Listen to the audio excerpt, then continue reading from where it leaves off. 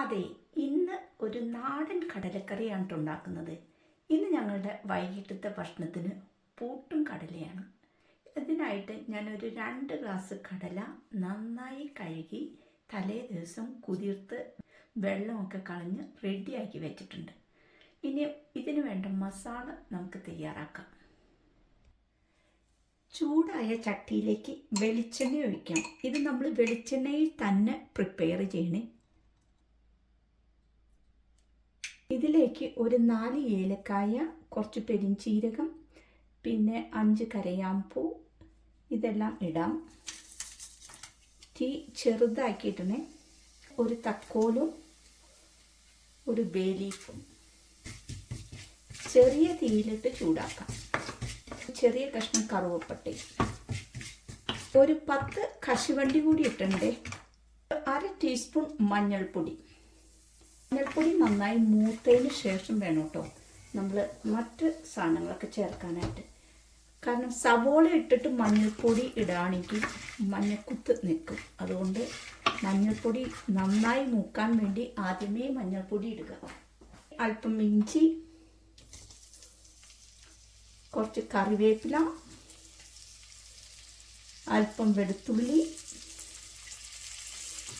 ഇതൊക്കെ ഇട്ടൊന്ന് മൂപ്പിക്കുക.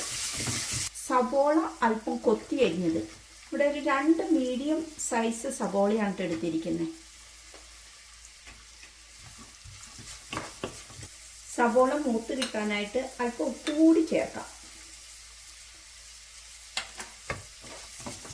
സവോള ഒന്ന് വാടി വരുമ്പോഴത്തേക്കും ഡെസിക്കേറ്റഡ് കോക്കനട്ട് അതൊരു 2 ടീസ്പൂൺ ഇടാണ്.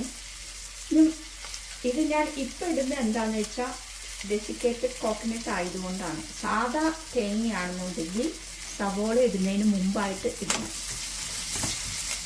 അപ്പം നമ്മൾ ഈ കശുവണ്ടിയും ഈ തേങ്ങയും ഒക്കെ ചേർക്കുമ്പോൾ നമ്മുടെ കടലക്കറിക്ക് നല്ല കൊഴുപ്പുണ്ടാകും.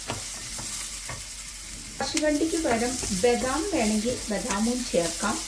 ഏതെങ്കിലും ഒന്ന് ചേർത്ത് നമുക്കിതുണ്ടാക്കിയാൽ കറിക്ക് നല്ല ടേസ്റ്റും ആവും, നല്ല കൊഴുപ്പും ഉണ്ടാകും. ഉള്ളി ഒരുവിധം വാടി വന്നിട്ടുണ്ട്. ഒത്തിരി ബ്രൗൺ കളർ ആകണ്ട. ഈ സമയത്ത് നമുക്ക് അല്പം മല്ലിപ്പൊടി ഇടാം. 1 ടീസ്പൂൺ മല്ലിപ്പൊടിയാണ് ഇടുന്നത്. കശ്മീരി മുളക് പൊടി ഒരു 1/2 ടീസ്പൂൺ. കാശ്മീരി മുളക് പൊടി ഇട്ട് നല്ല കളറും കിട്ടും കടലക്കറിക്ക്. കുരുമുളക് പൊടി ഒരു 1/2 ടീസ്പൂൺ.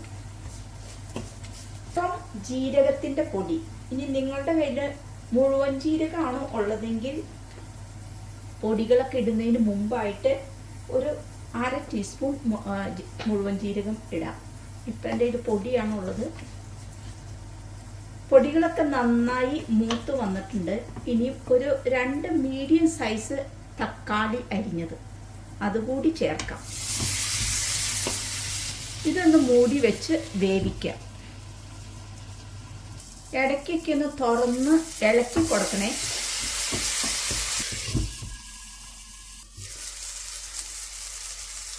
അപ്പം നമ്മുടെ തക്കാളി എല്ലാം മൂത്ത് റെഡി ആയിട്ട് വന്നിട്ടുണ്ട്. ഇനി നമുക്കിതൊന്ന് ചൂടാറാൻ വെച്ചിട്ട് ചൂടൊക്കെ ആറിക്കഴിയുമ്പോൾ മിക്സിയിലിട്ടൊന്ന് അടിച്ചെടുക്കണം. അരപ്പ് ചൂടാറിയിട്ടുണ്ട്. അപ്പോൾ ഇതിലേക്ക് നമ്മൾ കുതിർത്ത് വെച്ചേക്കണ കടല അത് ഒരു ചെറിയ കയ്യിൽ ഇത്ര ഇടാണ് കേട്ടോ. 2 വലിയ ടേബിൾ സ്പൂൺ ഇത്രയും കടല കുതിർത്ത് വെച്ചത് അതിനകത്തേക്ക് ഇട്ട് അരയ്ക്കണം. അപ്പോൾ അരപ്പ് ചൂടാറിയിട്ടുണ്ട്. ഇനി നമുക്ക് മിക്സിയിലിട്ട് അരച്ചെടുക്കാം. ഇനി ഇതിലേക്ക് അരച്ച് വെച്ച അരപ്പ് നമുക്ക് ചേർത്ത് കടല വേവിക്കാൻ വയ്ക്കാം.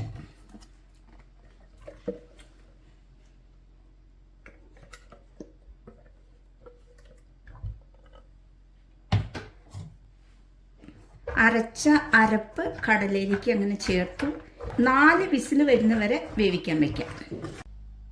കുക്കറിൻ്റെ എയറൊക്കെ പോയിട്ടുണ്ട്. നമുക്കിതൊന്ന് തുറന്ന് നോക്കാം.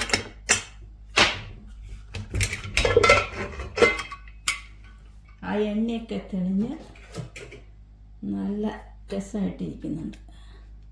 ഓക്കെ, ഇനി ഇതൊന്ന് ഇളക്കി നോക്കാം.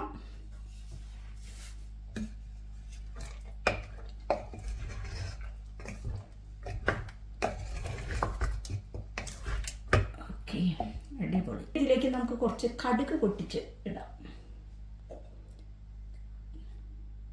ചൂടായ ചട്ടിയിലേക്ക് വെളിച്ചെണ്ണ ഒഴിക്കാം. ചൂടായ വെളിച്ചെണ്ണയിലേക്ക് കടുകിട്ട് പൊട്ടിച്ചു. അല്പം കറിവേപ്പിലയും 2-3 വറ്റൽമുളകും കീറിയിട്ടിട്ടുണ്ട്. ഇനി അതിലേക്ക് അല്പം കശ്മീരി മുളക് പൊടി ഇടാം. അല്പം കളറൊക്കെ കിട്ടാൻ വേണ്ടിയാണ്. അപ്പോൾ കടു പൊട്ടിച്ച് കറിക്കൂട്ടിലേക്ക് ഒഴിച്ചു. ഇനി നമുക്കൊരു സെർവിങ് പ്ലേറ്റിലേക്ക് ആക്കാം. പൂട്ടും കടലയും റെഡി ആയിട്ടുണ്ട് കേട്ടോ. അടുത്ത തവണ കടലക്കറി ഉണ്ടാക്കുമ്പോൾ ഇതേപോലെ ഒന്ന് ചെയ്ത് നോക്കണേ. അപ്പോൾ മറ്റൊരു വീഡിയോ ആയിട്ട് വീണ്ടും കാണാം. ബൈ.